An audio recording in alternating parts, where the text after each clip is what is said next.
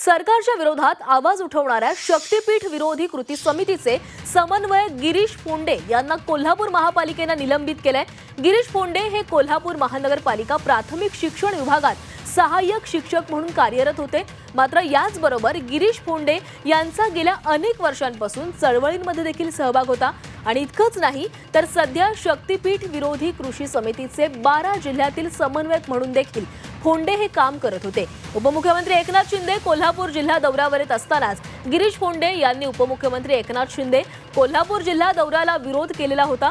त्याचबरोबर कुणाल कामरा याचे गाणं वाजवून एकनाथ शिंदे यांचं स्वागत करू असा इशाराही दिलेला होता आणि यानंतर आता त्यांचं निलंबन करण्यात आले।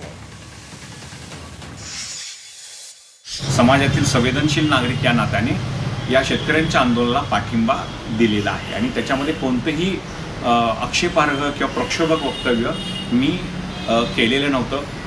कोणता व्हिडिओ हा प्रशासनाच्या हाती लागला आहे आयुक्त उपायुक्तांच्या माहिती नाही आहे। सरळपणे समजतंय की खासदार श्रीकांत शिंदे असतील किंवा एकनाथ शिंदे यांनी त्यांना आयुक्तांना उपायुक्तांना फोन करून सांगितलेलं आहे की यांच्यावरती कारवाई करा।